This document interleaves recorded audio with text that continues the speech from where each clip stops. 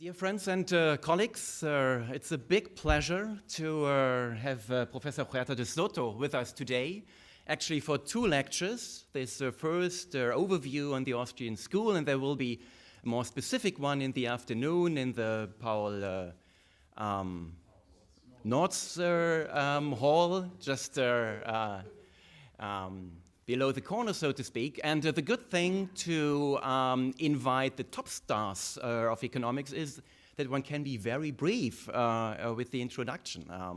As you probably know, Professor Huerta de Soto holds two PhDs, one in law, one in economics, an MBA from Stanford University. He's currently full professor for political economy at the University of Madrid, and he's also an entrepreneur, which is not so often among economists. But most importantly, he's one of the most distinguished representatives of the Austrian School of Economics. And I could not think of a better candidate to introduce us into this fascinating school of thought than him, and I'm very happy to leave the floor to you. Good to have you here. Thank you. Thank you, Professor Kuth. Well, I would like, first of all, to clarify what you mentioned, that I was an entrepreneur. In fact, what happened is that I inherited a life insurance company from my father and my grandfather. And I'm not the first economist being involved with the life insurance business. For instance, as you know, Lord Keynes was chairman of the National Mutual Life Assurance Society in London. By the way, he almost made bankrupt this company. And also Gessen, a German theoretician on the marginal utility, also tried to create a life insurance company for cattle. That was also a failure. So two failures of important economists related with the life insurance sector. I hope that in the case of my company, I will not repeat this failure again. And well, first of all, I would like to say it's a great pleasure and honor to be here at Kiel, and I thank you very much, especially Professor Kuth, for inviting me to be here.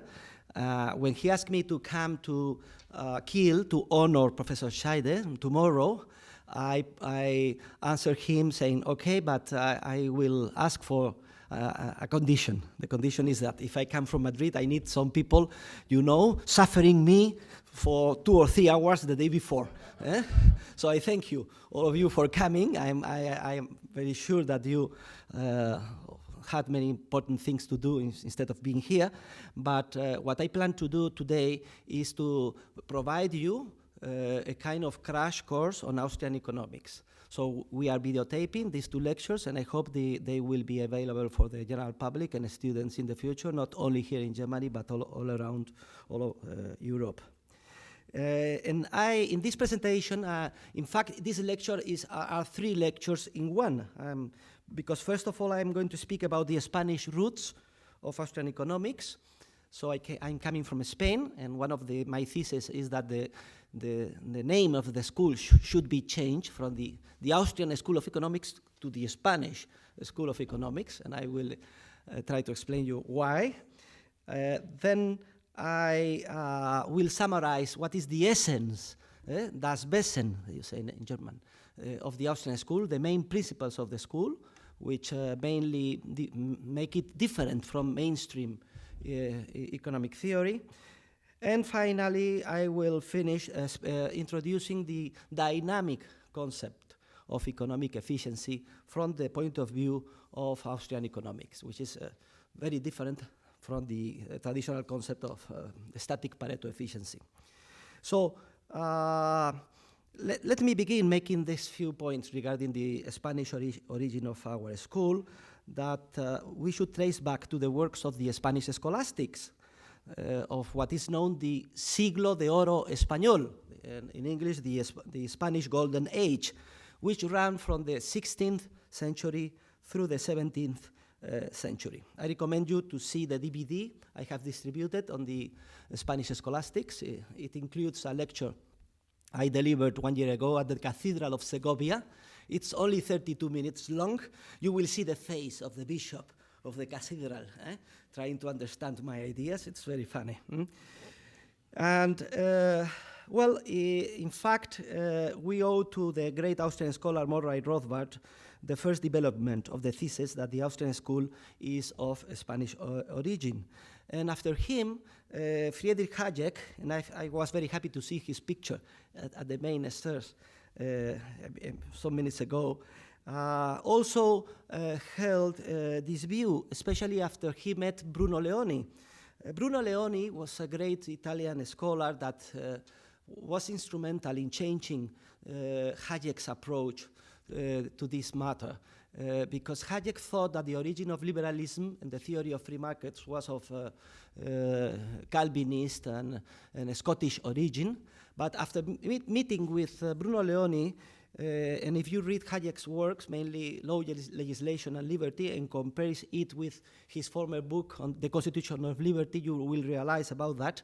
Hayek changed his mind and realized that the origin of the economic theory regarding the free market and liberalism is not of Scottish and Protestant origin. The origin is in continental Europe. It is based on the Catholic approach to social thought.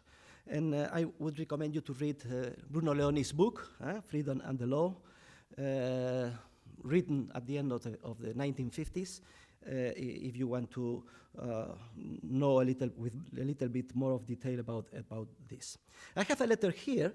This is a letter dated January 7, 1979, in which Hayek, we were preparing a Montpellerin Society General Meeting in Salamanca. It was going to be the first Montpellerin Society meeting to be held in Spain after Franco passed away and the Spanish democracy, was reestablished.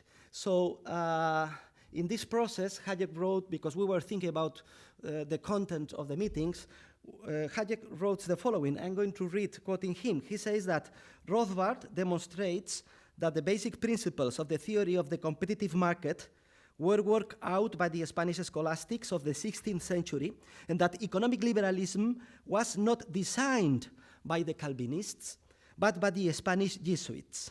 And he concludes, he's in yellow, I can assure you from my personal knowledge of the sources that Rothbard's case is extremely strong. So, who were these Spanish intellectual ancestors of the modern free market movement? Well, most of them were scholastics teaching morals and theology at the university city of Salamanca, which is a wonderful medieval city located 150 miles to the northwest of Madrid, close to the border of my country with Portugal. These scholastics were mainly Dominicans or Jesuits, and they were able to articulate the subjectivist, dynamic, and libertarian tradition which 250 years later was going to be stressed by Karl Menger and his followers of the Austrian School of Economics. I'm now going to recall some of the main contributions of these scholars, but if you want to study them with more detail, you can read chapter 2 and 3 of the book. I have distributed the German version on the Austrian School of Economics. I hope the translation will be acceptable, but the book has been also published by Edward Elgar in English and in many other languages. Perhaps the first author we should mention here is Diego de Covarrubias y Leiva. Covarrubias was born in 1512, and he was the son of a very famous architect, and he became bishop of the city of Segovia and minister of our king, Philip II. If you should visit Spain, and Professor Scheidi probably will have more opportunities to visit our country from now on, now that he's retiring happily, I recommend you, Professor Scheidi, to tour the museum of the great Spanish painter El Greco. As a matter of fact, we are celebrating this year the 500th anniversary of El Greco in the city of Toledo, because there in this museum of El Greco, this painter, you will see a stunning portrait of Covarrubias, who in 1554 set forth better than anyone before him the subjectivist theory of value, which is, as you know, the foundation of all free market principles and the foundation of Austrian economics. Specifically, Covarrubias concludes the following, and I'm translating from Latin. He says that the value of an article does not depend on its essential nature, but on the subjective estimation of men, even if that estimation is foolish. Is what he wrote. And he adds that in the Indies, in the very recently discovered America, wheat is dearer than in Spain because men esteem subjectively it more highly, though the nature, the objective nature of the wheat, is exactly the same in both places. Another important author, another important scholastic is Luis Sarabia de la Calle. He was the first Spanish scholar to demonstrate that prices determine costs, not vice versa. And Sarabia de la Calle has the special merit of writing his main work not in Latin, as was common in those years, in those centuries, but in Spanish. The title of his book is Instrucción de Mercaderes. Instrucción de Mercaderes, we could translate it in English as instruction to merchants. Merchants, well, he was referring to entrepreneurs. And then we read the following, and I will quote again. Luis Sarabia de la Calle writes the following: those who measure the just price by the labor, costs, and risk incurred by the person who deals in the merchandise are greatly in error. The just price is found not by counting the cost, but by the subjective common estimation of men. Sarabia de la Calle also was a great critic of fractional reserve banking, which is a matter we will discuss with detail this afternoon. He maintains that receiving interest from a bank is incompatible with the nature of a demand deposit, and that in any case, a fee should be paid to the banker for the custody and safekeeping of the money entrusted to the banker. And a similar conclusion is reached by another famous Spanish scholastic, Martín de Azpilcueta. Martín de Azpilcueta was also known as Dr. Navarro, and as a matter of fact, two weeks ago, we organized, in honor of Martín de Azpilcueta, a whole day seminar in the city of Pamplona, which is the capital of Navarra, very famous for the encierros, you know, a festival held every July in which people is running in front of the bulls at great risk to their lives. I recommend you also to visit this encierros fiesta in Pamplona. But Azpilcueta was born precisely the year America was discovered, in 1492, and lived to be 94 years old. He passed away in Rome. As a matter of fact, he is buried in Rome because he was the lawyer of Bishop Carranza that was prosecuted by the Spanish Inquisition. And finally, the whole process ended in Rome. And in 1556, Azpilcueta analyzed with details which were the effects on Spanish prices of the massive inflow of precious metals coming from America. The Spanish scholastics also gained a very clear insight into the true nature of market prices and the impossibility of attaining an economic equilibrium. This is very important for us, for economic theorists.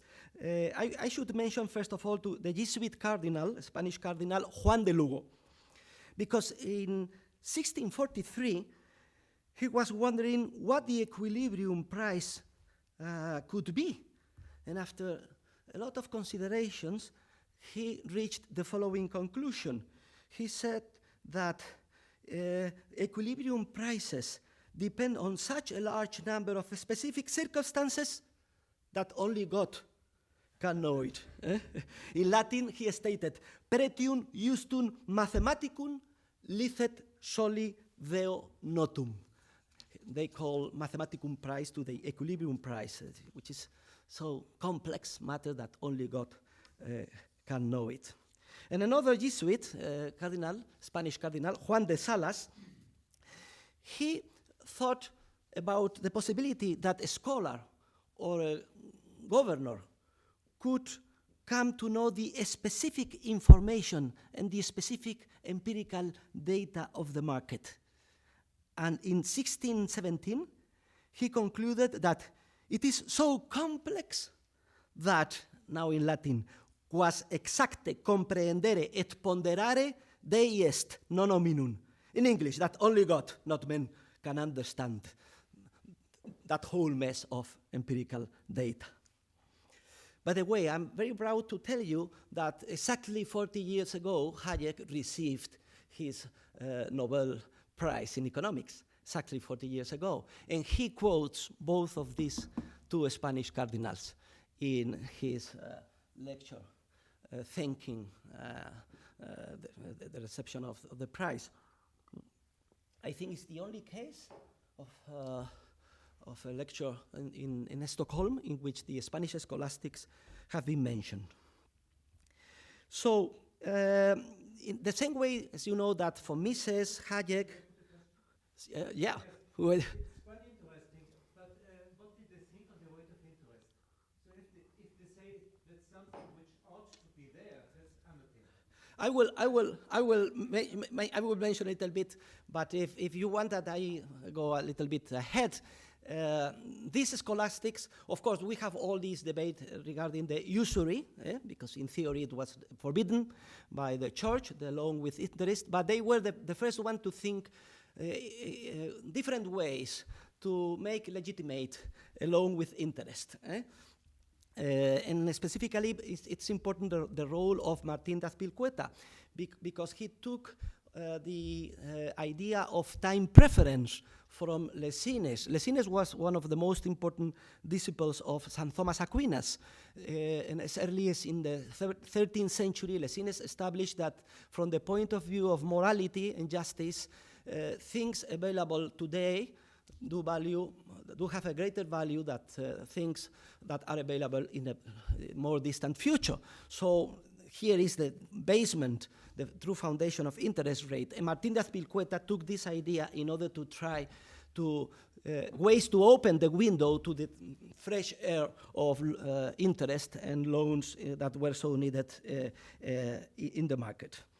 But I was explaining you that the scholastics were also very libertarians in a way. This is the old tradition of the great founder of international law, Francisco de Vitoria, that began the scholastic tradition of denouncing the conquest, and particularly that it was not just to enslave the Indians by the Spaniards in the new world. All those scholastics were defending the idea that natural law is morally superior and different to the mere might of the state, of the king. And this legal tradition was further developed by the great libertarian Jesuit Juan de Mariana. Juan de Mariana wrote a book entitled De Monetae Mutatione, in Latin, on the alteration of money. This book was published in 1609, I think it's the same year that the Bank of Stockholm was founded. And Mariana condemns as robbery any government debasement of coins. Mariana also is very well known for his theory of tyrannies. According to Mariana, any individual citizen can justly assassinate a king or a governor who imposes taxes without the people's consent, or seizes property of individuals and squanders it, or prevents the meeting of a democratic parliament. The only doctrine on which I disagree with Mariana is his condemnation of the typical Spanish fiesta of bullfighting. But being as I am the grandson of a famous Spanish bullfighter, I concede you that I'm probably not too impartial on this matter. Now, let me remind you that in the 16th century, the Emperor Charles V, who was the King of Spain, the Charles I of Spain, sent his brother Ferdinand I to be the king, or better, the Archduke of Austria.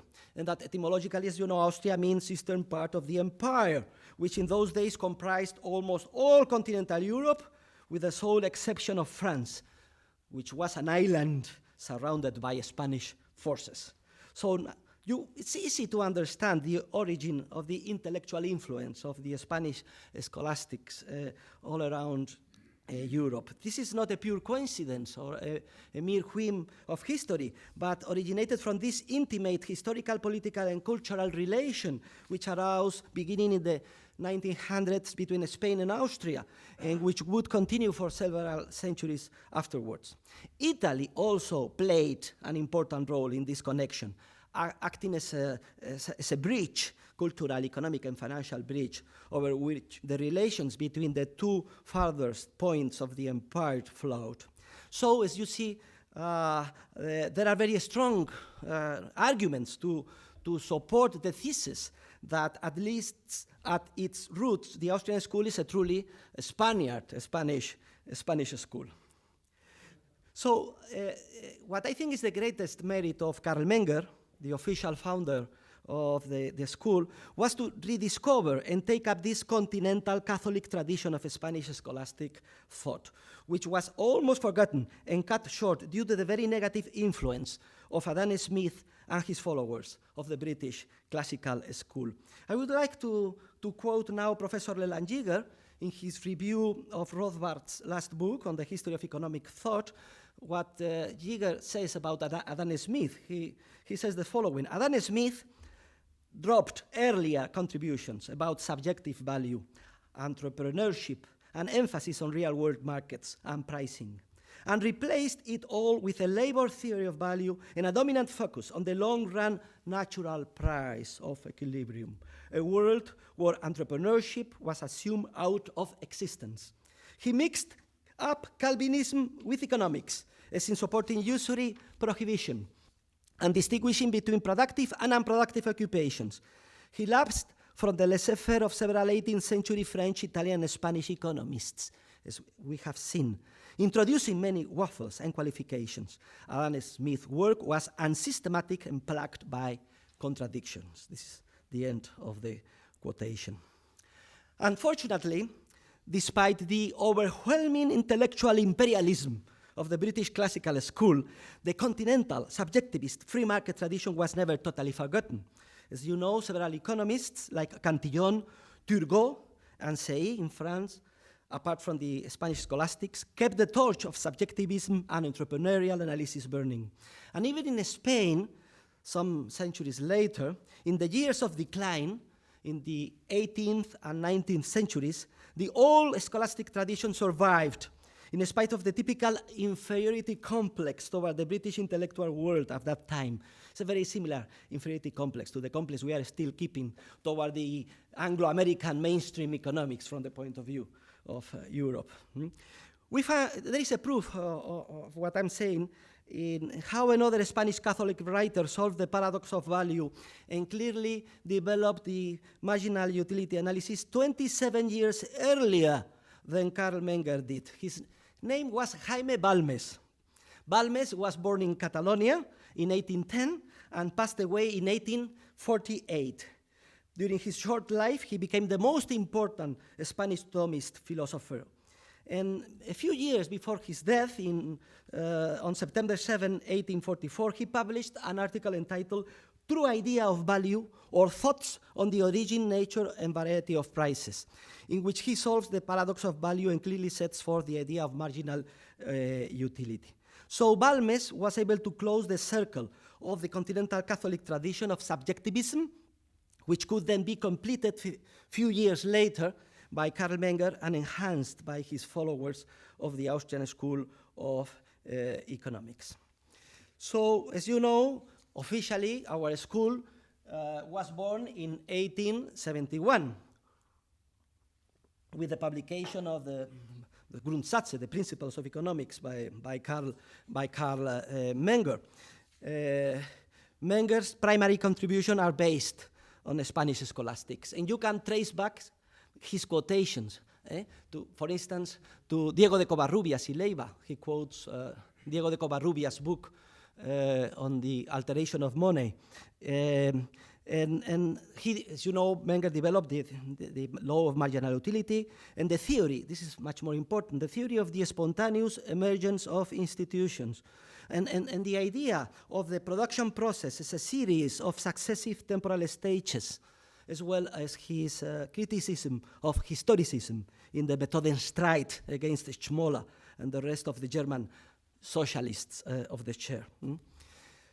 All these ideas were developed by his pupils, mainly Eugen von Bombaberg, and the third generation by Mises, and after him Hayek, and very much closer to us in the 19th century through the Austrian, the American Austrians, Murray Rothbard and Israel Kirchner, that all Austrians were willing he could win the Nobel Prize this year, but although it seems he was in the pipeline, at the end it was not possible. Let us hope he's able to get it next year, and that he does not pass away before, because he's 85-year-old.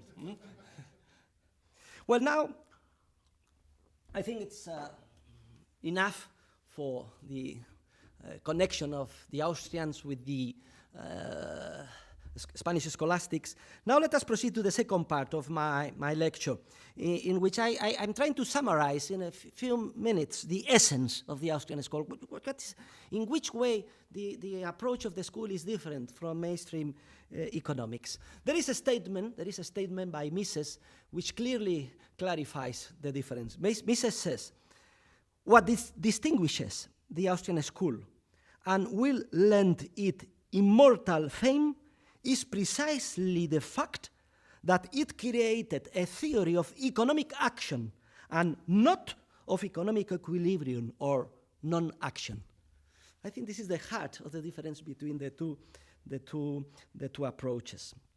Because, as you know, the neoclassical paradigm that has prevailed thus far in our science is now stagnating. Why? Why it is stagnating? Why are we so confused in our field? Well, from the Austrian point of view, precisely because they are following very highly unrealistic assumptions. Due to the static nature of these assumptions, and also the formal reductionism that they are following. The focus of the Austrian school program is strikingly completely different. Economists of the Austrian school concentrate their analysis on the dynamic processes of social cooperation which characterize a true real market.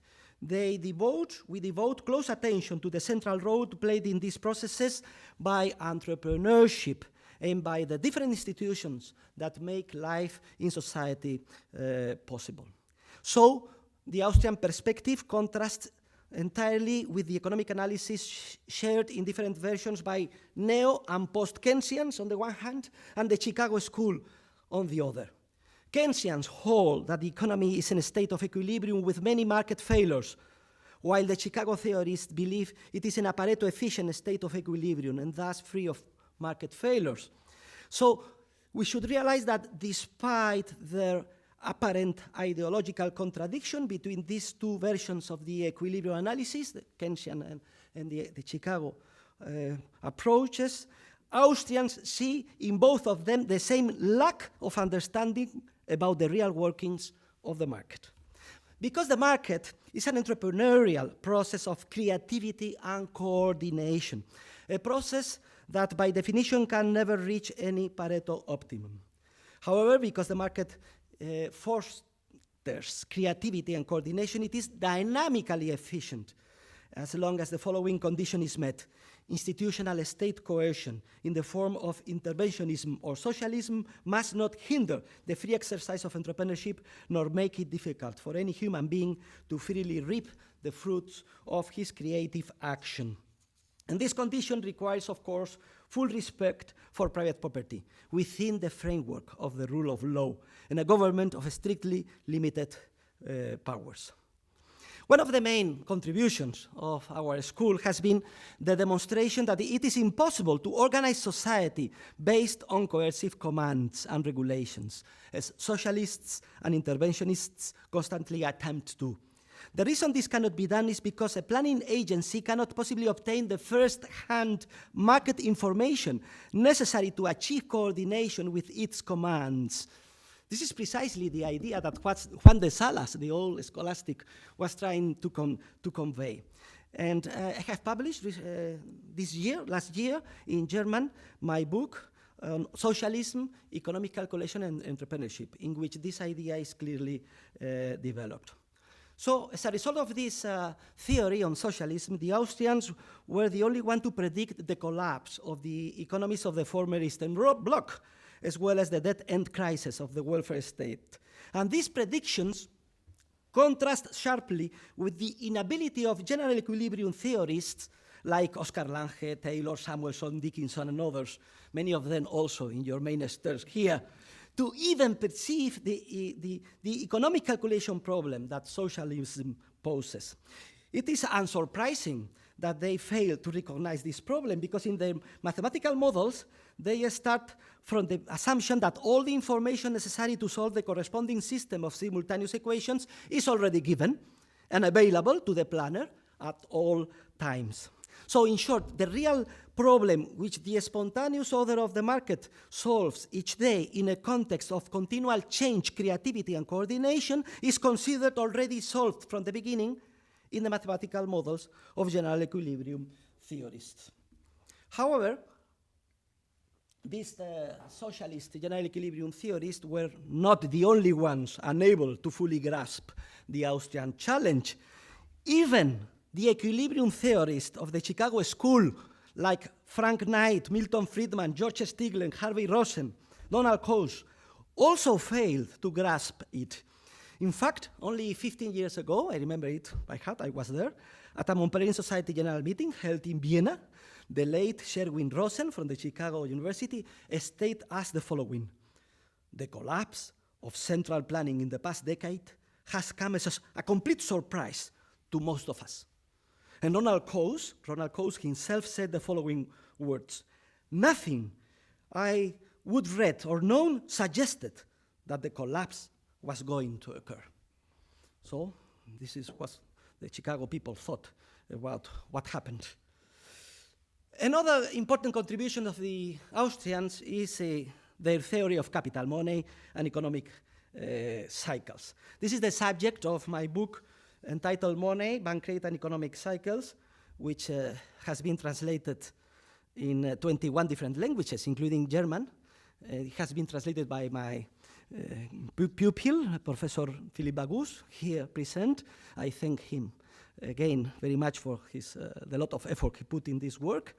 And the book has been published in Stuttgart by Lucius and Lucius 2 years ago, and there are several copies of it over there. The content of my book could be summarized in a few seconds. What I try to explain is the following: that in the banking system currently in force worldwide under the supervision of central banks and in a context of nationalized money and legal tender laws, bankers enjoy a legal privilege of operating with a fractional reserve. This privilege regularly leads to the expansionary granting of loans that are not backed by an actual increase in voluntary saving. The final result of this credit expansion is the unsustainable lengthening of the processes of productive investment, which tend to become too capital intensive. So a speculative bubble forms and gives rise to grave real errors in capital good investments. This inflationary process intensifies through credit expansion, and inexorably and spontaneously, finally, there is a reversal. And this reversal will trigger an economic crisis, a recession in which investment mistakes will be exposed, unemployment will climb, and the need to liquidate and reallocate the resources invested in error will arise.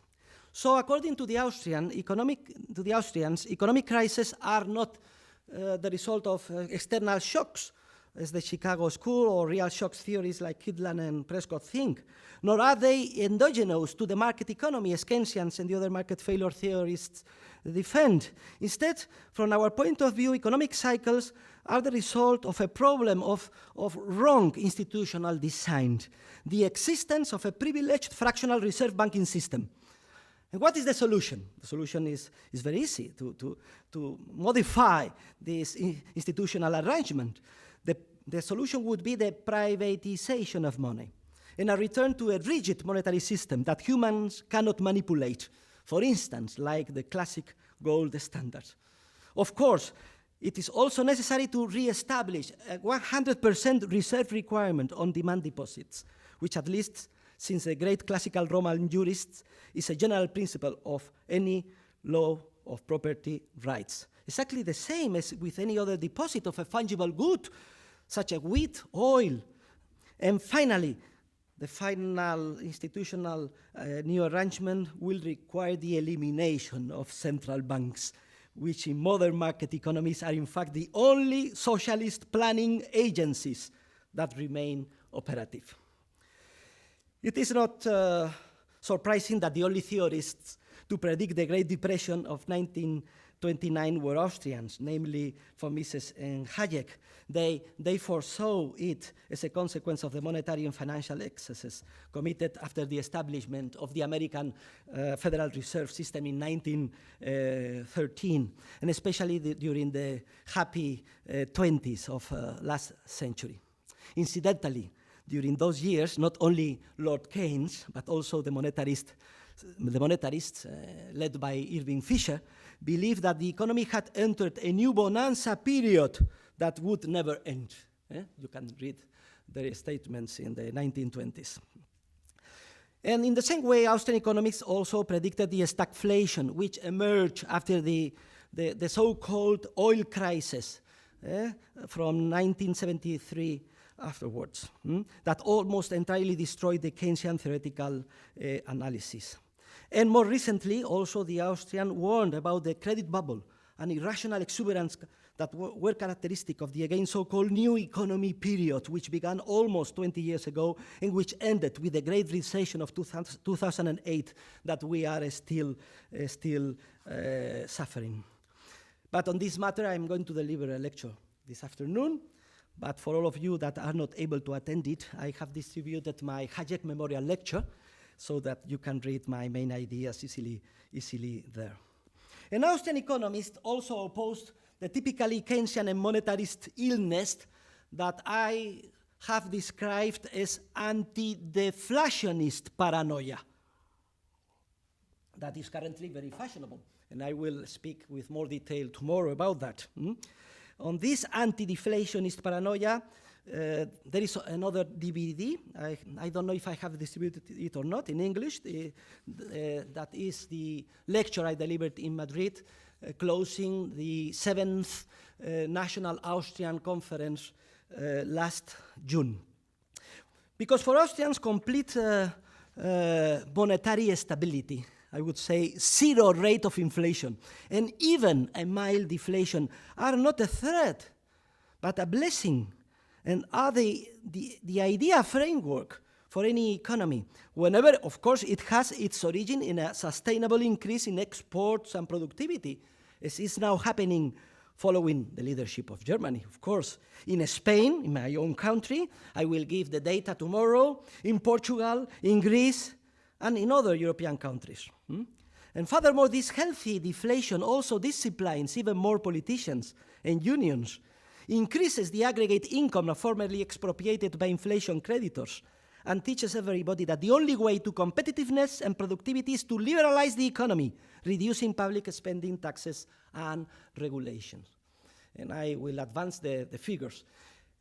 Spain, I think, entirely refuted all Keynesian textbooks the last year, because we ended from August 2013 to August 2014 with a deflation of 0.5%. But in the same period, we grow 1.6% of our gross national product, grow 1.6%. And we were able to create 275,000 new employments in a deflationary environment. So this is an empirical proof, and of course, Austrians do not believe in any kind of empirical proofs. I would say an illustration of why both Keynesians and monetarists are entirely wrong. The development of a theory, a full general theory of entrepreneurship, has been another of the Austrian school's most important contributions. Entrepreneurship comes from the Latin, in emprendo prendi prensum, which means to discover, to realize, to create something, and refers to the human capacity to recognize the opportunities for profit that arise or are created in the environment, and to act, of course, to take advantage of those profit opportunities. And when we act in this manner, in this entrepreneurial manner, we set in motion a creative process by which pre-existent maladjustment are discovered and coordinated. And this process lies at the heart of all the spontaneous order of the market, as Hayek and Kirchner have shown with detail. And intimately related with the above concept of entrepreneurship is the dynamic concept of competition, another key contribution of the Austrians, understood as a process of rivalry, creativity and discovery in which entrepreneurs compete with each other to be the first one to find and seize those profit opportunities. And this concept, of course, is diametrically opposed to the neoclassical model of perfect competition, in which paradoxically everyone does the same thing and sells at the same price. In other words, in the neoclassical model of perfect competition, nobody competes from the Austrian point of view. And this neoclassical model, as you know, is the heart of antitrust legislation, that according to the Austrian economists should be entirely abolished. This is a very important point because it makes a difference between the Austrian school approach and the ordoliberals. As early as in the 1920s, both von Mises, but not only von Mises, Neumann and the group of Austrian economists around them were strong critics of all antitrust legislation, because they thought it was harming the true spontaneous market order and the concept and the idea of dynamic efficiency. And let's go to another point of difference between the Austrians and the mainstream. This is regarding the field of methodology. I'm going to try to take all the points of difference because the Austrians are very critical of the use of the methodology that has been developed for natural science and physics, and to use it in the field in economics. This is what Hayek has named as a scientism. What is a scientism, according to Hayek? It is the undue use of scientific methodology that has been developed for physics and natural sciences in the field of human action and economics.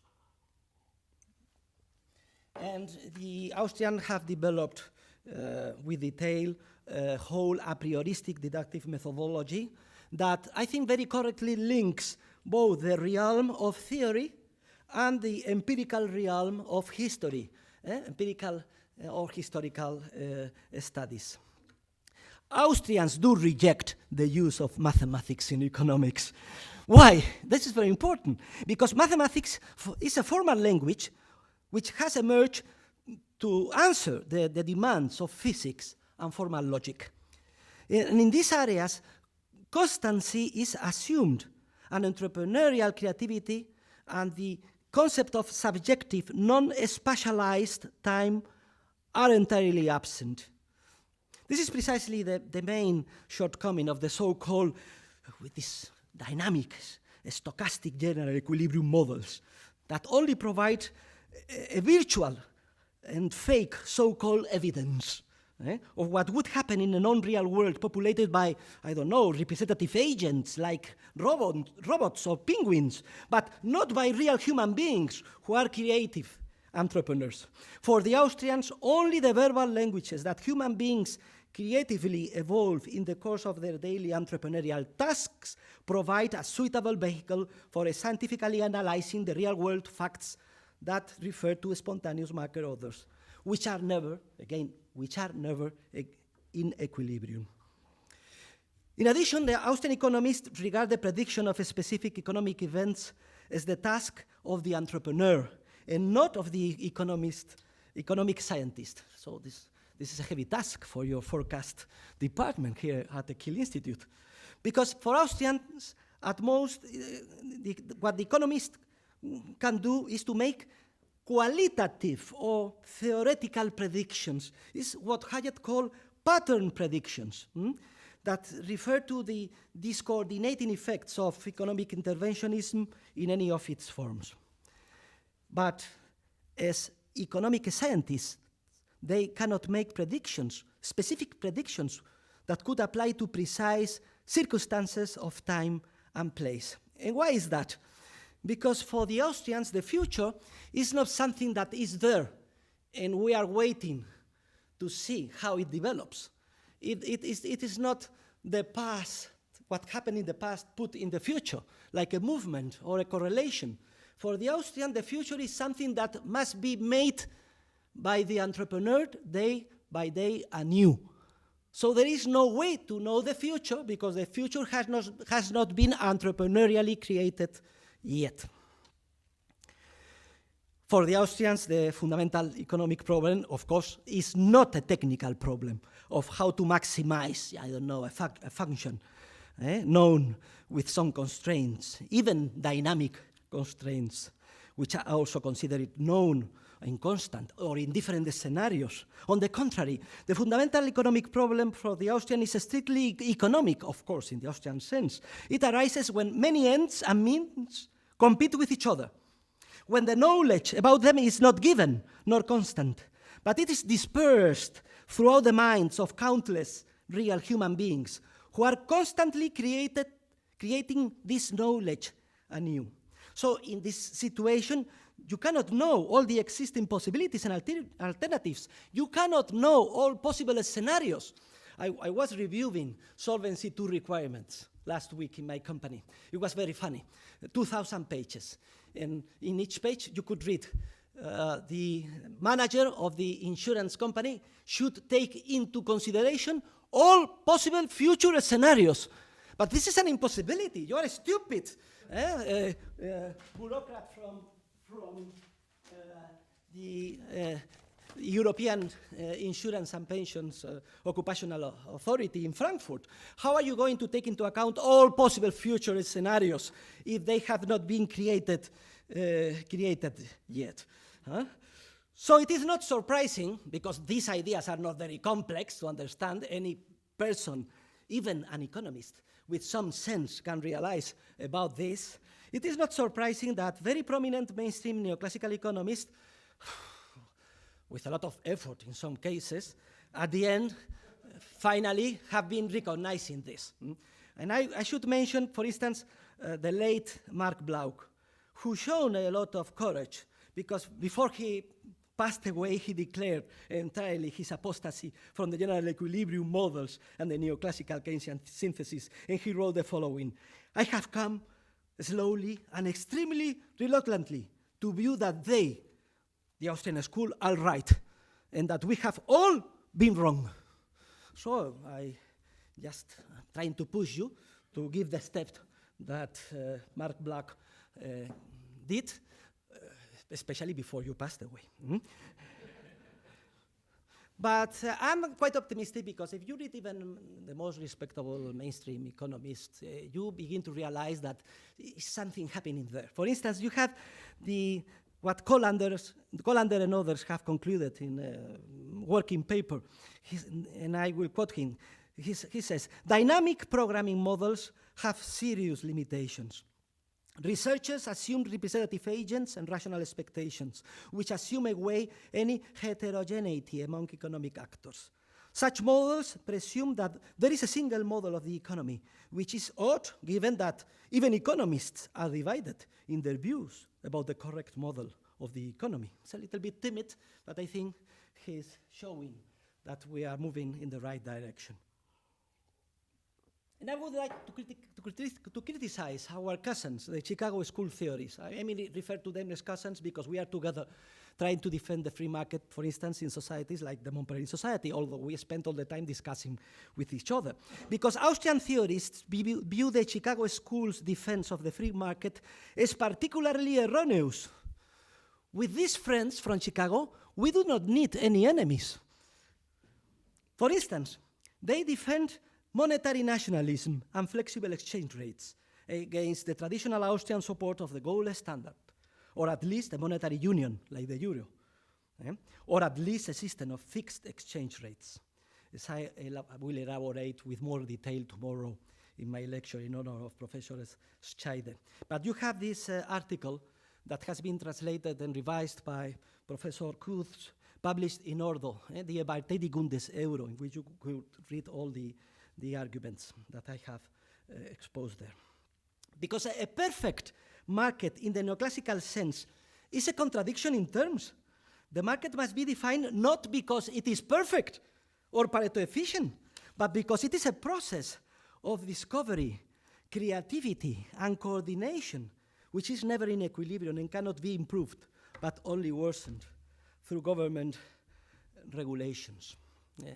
I remember Anthony de Jassai saying in a very funny way that to refer to a perfect market is a contradiction. It's like referring to a gross skeleton, or to a square circle, or to a quantum virgin, is what he says. And I think this is, I could say, enough for the summary of the main tenets of the school. And now I will proceed to the final part of my presentation regarding the dynamic concept of efficiency in the Austrian school, and hopefully we'll have some opportunity for discussion afterwards. And this is important, the dynamic concept of economic efficiency that has been developed by the Austrian economists. The term efficiency, first of all, derives etymologically from the Latin verb ex facio. Ex facio in Latin means to obtain something from. The application of to economics of this concept of efficiency is the ability to obtain something from, predates, of course, the Roman world, and can even be traced back to ancient Greece, as you know, where the term oikonomia was first used to refer to the efficient management of the family home. You can read the great work Economics, written by Xenophon in 380 years before Christ, in which he explains that there are two different ways to increase the family estate, and each is equivalent to a different concept of efficiency. The first corresponds to the static concept of efficiency and consists of the sound management of the available and given resources of the home to prevent them from being wasted. And according to Xenophon, this first concept of static efficiency, the best way to achieve it is by keeping the home in good order. So precisely like the office of Professor Scheidi this morning, that he was very ashamed to show his office to me because I'm moving and everything. No, I found a completely other office, at least from the point of view of Xenophon. But along with this first concept of static efficiency, Xenophon introduces a different concept that I would refer to it as the dynamic concept of efficiency, which consists of the attempt to increase one state through entrepreneurial creativity, through trade and speculation, more than by the effort to avoid wasting the resources already available. And this tradition of clearly distinguishing between the two different concepts of efficiency, the static and the dynamic, survived even until the Middle Ages. For instance, we have the contributions of Saint Bernardine of Siena, who wrote that the profit of merchants is justified not only by the sound management of their already given resources, the static concept, but mainly by the assumption by the merchants of the risks and dangers. Dangers in Latin, he wrote pericula, perils, which arise from any entrepreneurial speculation. And this is the dynamic efficiency approach I am referring to. Unfortunately, the development of mechanical physics, which began with the modern age, had a very negative influence on the evolution of economic thought, especially after the 19th century, when the idea of dynamic efficiency was almost entirely forgotten in economics. Both the Austrian economist Hans Mayer and nowadays the institutionalist Philip Mirowski have stressed that mainstream neoclassical economics has developed as a pure copy of 19th century mechanical physics, using the same formal method, but replacing the concept of energy with that of utility, and applying the same principles of conservation, maximization of the result, minimization of weights, and so on and so forth. And you have the paper by Leon Balras, entitled Economics and Mechanics, published in 1909, and in which he claims that the mathematical formula of his book, Elements of Pure Economics, are identical to those of mathematical physics. So in short, what happened is that the influence of mechanical physics eradicated the creative, speculative, and dynamic dimension which was implicit in the idea of economic efficiency from its very beginning, as we have seen. And this reductionist concept of static efficiency had an immense theoretical and practical influence in the 20th century, as we know. For instance, we have the Fabian socialists, Sidney and Beatrice Webb, who provide probably the best example. This couple, this married couple, were shocked by the waste they believed was produced in the capitalist system. And they founded the London School of Economics in an effort to champion the socialist reform of capitalism. The object, the goal of such reform would be to eliminate waste and make the economic system efficient. The Webbs later made no secret of their warm admiration for the efficiency they believed they observed in Soviet Russia, to the point that Beatrice even declared the following: "I fell in love with Soviet communism." And another author influenced, who? John Maynard Keynes himself, who in his, as you know, introduction to the 1936 German edition of his General Theory, expressly states that his typically Keynesian economic policy proposals, and I quote, "are more easily adapted to the condition of a totalitarian state." End of quote. And afterwards, Keynes also highly praised the book Soviet Communism, which the Webbs had published 3 years earlier. And as you know, in the 20s and in the 30s, a whole discipline called welfare economics was developed following the static approach. And no matter if it was the Pareto efficiency concept or the Pigou concept or whichever. So precisely for this reason, I think it's very important to reintroduce in our discipline the concept of dynamic efficiency. It is so old that we could say a new concept of dynamic efficiency, understood as what? As the capacity to foster both entrepreneurial creativity and coordination. So the dynamic efficiency consists of the entrepreneurial capacity to discover profit opportunities, as well as the capacity to coordinate any social maladjustment. In terms of neoclassical economics, the goal of dynamic efficiency should not be to move the system toward the production possibility frontier, but rather to enhance entrepreneurial creativity and thus to continually shift the production possibility curve to the right as much as possible.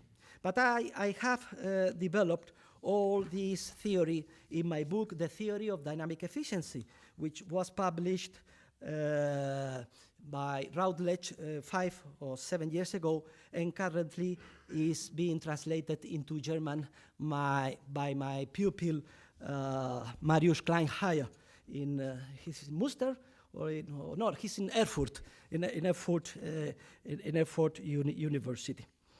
And a final idea.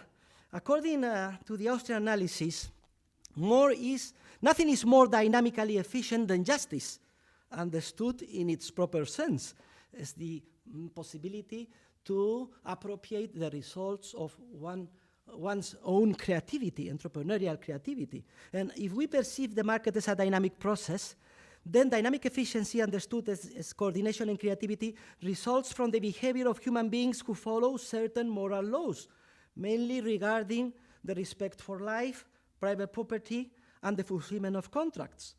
And the exercise of human action, subject to these ethical principles, give rise to a dynamically efficient social process.